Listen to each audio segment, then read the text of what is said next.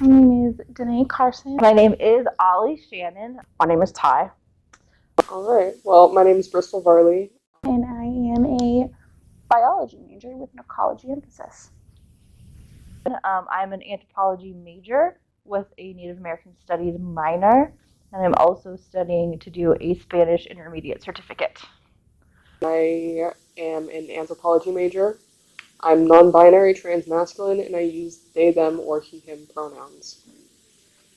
I use both pronouns in my life depending on the situation and what I might be doing.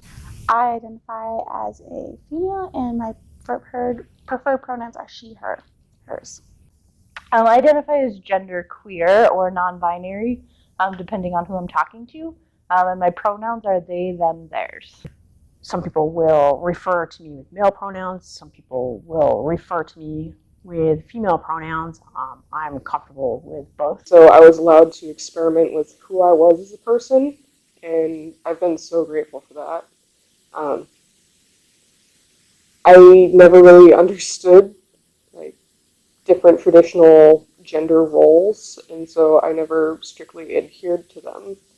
Um, as I grew up a little bit more, I realized that I definitely didn't fit the model of what a cisgendered woman would be, and I learned to embrace that, and I couldn't be happier. When I was younger, I didn't know anybody who was gender fluid or gender queer, and I always felt not really comfortable in either of those, masculine or feminine. Like I always felt like I was both or in between or all of the things.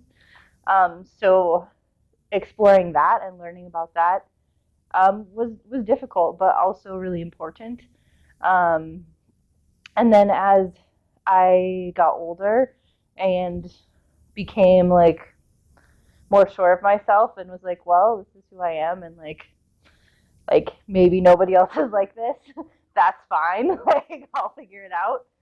But then I did meet a lot of other people who fall, kind of either in the same place or similar, either in between or all, which is really interesting for me. That whole idea of in between or both, like neither or both, is very similar. I think on the spectrum, for me, anyways. I grew up being bullied on playgrounds, in classrooms, and watching teachers turn their back. I've never had a teacher ask for preferred pronouns or preferred name for students, because oftentimes they do not have the name that you prefer to go by on the roster.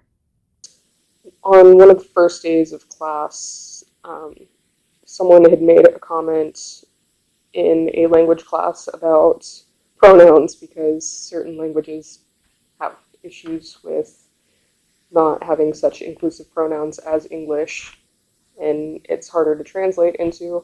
And someone made an offhanded comment about, like, what do we do for all these newfangled trans pronouns? Because, like, okay, first of all, not cool. Second of all, the teacher just kind of, like, laughed it off. But I'm still not out in that department because of that interaction. Sometimes it is really, really hard, and really makes you feel really vulnerable, um, especially in classrooms. The anthropology department where I'm at mostly is pretty good, um, but I have taken classes in other departments that are bigger and don't know me, as well, and that's a little more difficult. So I'm taking Spanish right now, which is really hard because it's so gendered. And trying to figure out like how to do that and how to navigate that situation is difficult. I know that there's my previous Spanish teacher at CWI, um, really understood and knew about like gender neutral Spanish, which involves like Latinx. If you've seen that, that is something that is gender neutral. And I don't know my Spanish teacher here well enough really to say anything about that. So mostly I just switch between feminine and masculine endings, and he mostly doesn't correct me, so that's good. It depends on where you are on campus. Certain places are definitely going to be more welcoming than others. For example, we've got the Gender Equity Center, which is super welcoming. Had a really hard time at first getting my ID changed and having the correct name on my ID and having the correct name in my role. The head of the Gender Equity Center is amazing.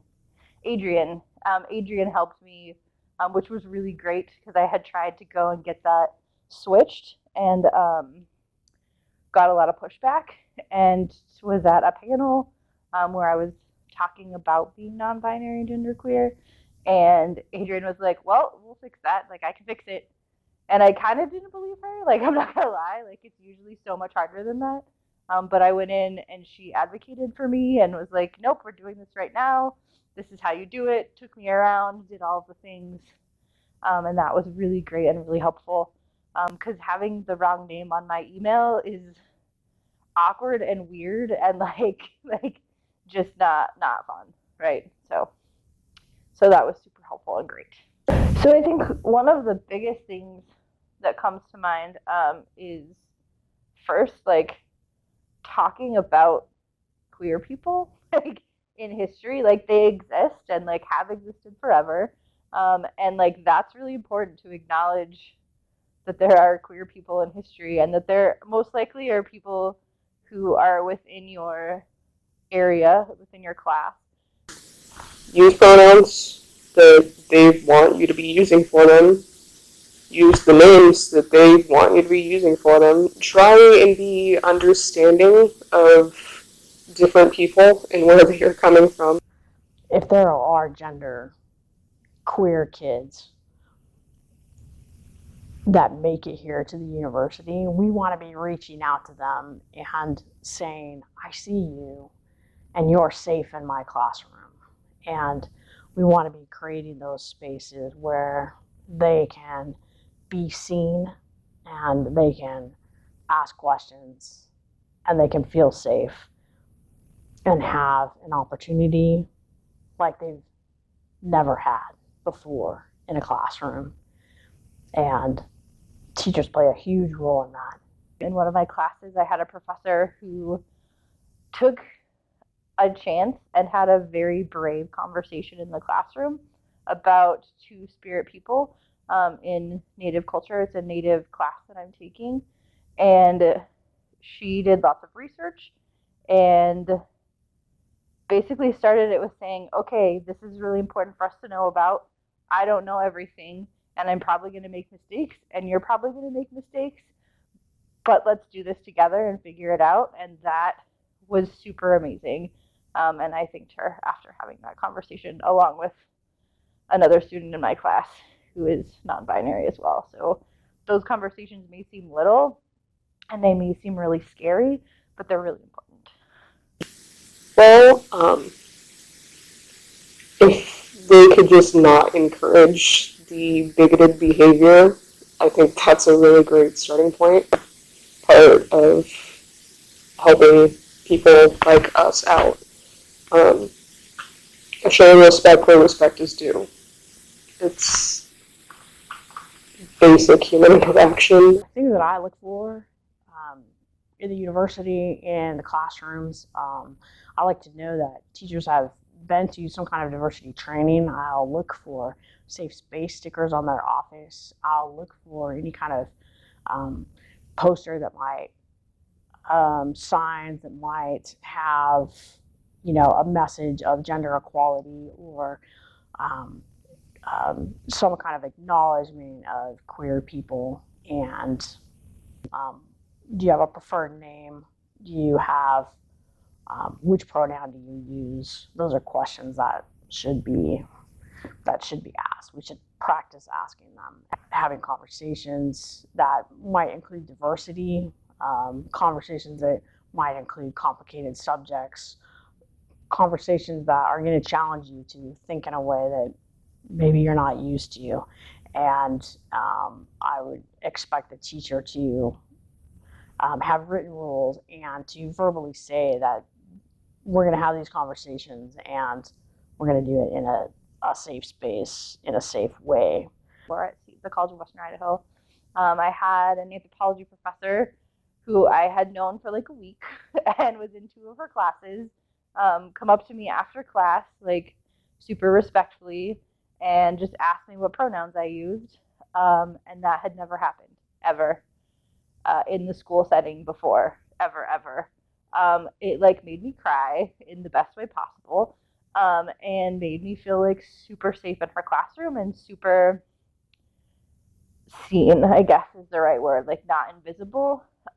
So I think that that is one thing that is really important, for professors to do, is to acknowledge that they see their students who are not binary, or who are queer in their classroom, that they see them and that they know that they exist and that they deserve their identities to be respected.